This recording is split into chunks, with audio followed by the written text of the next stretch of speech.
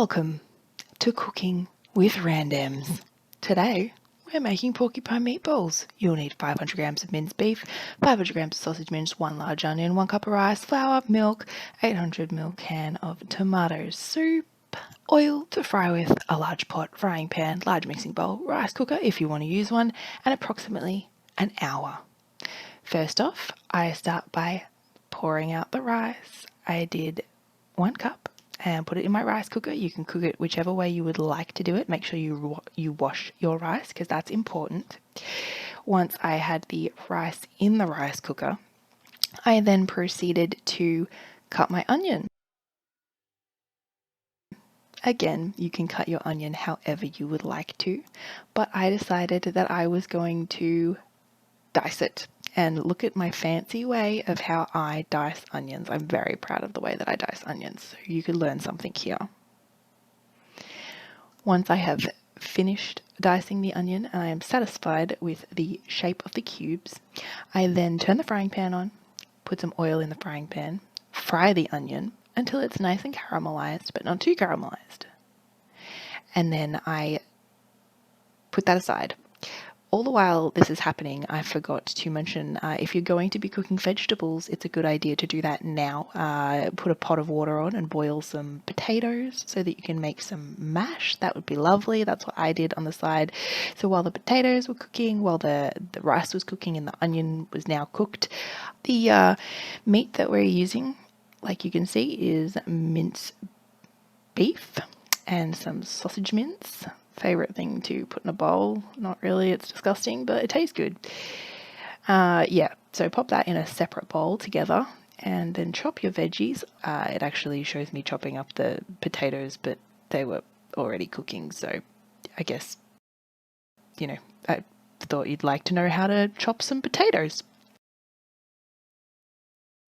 Once all of your veggies are chopped, you can then proceed to add in the onion to your bowl of meat and then add in a couple of spoonfuls of rice. I don't usually use the entire cup of rice. It's kind of like use your better judgment as to how much you're going to put in, but you kind of want it to be a gooey, fluffy consistency, as gooey and as fluffy as it possibly can be for a bowl of meat.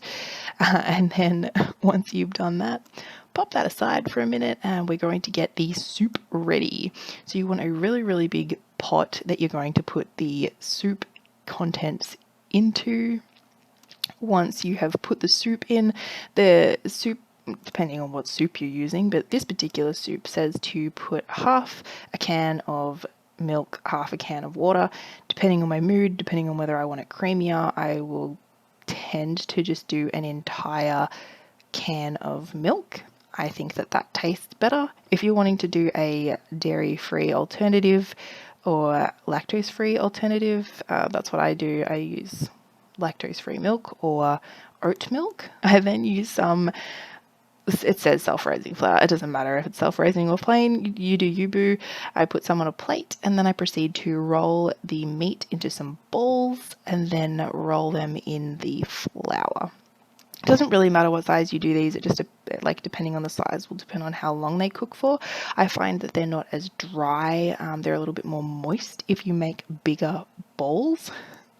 Tip of the day, because they take a little bit longer to cook. They cook through better. Anyway, so yeah, whatever size balls you want to make, you make those balls. And then once you have made them to the size of your choosing, you pop them into the soup. You just plop them all in there. At first you think it's not going to cover them, but it does cover them.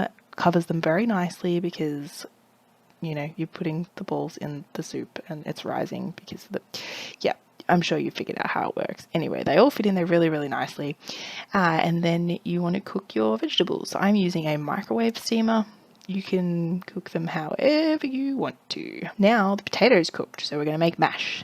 So I put all of the potatoes into a big bowl, use some Nuttelex, which is dairy-free butter, and some lactose-free milk, salt and pepper for taste. Stick all of that into the bowl and use a potato mashing, just a masher thing. I don't know what they're called. Mashing device to mash the potato. until it's nice and creamy. I didn't peel my potatoes.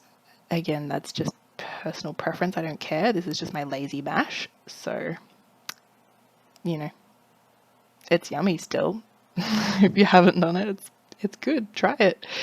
And then once all of that is done, I make sure that the meatballs are cooked. So I just grab one meatball out.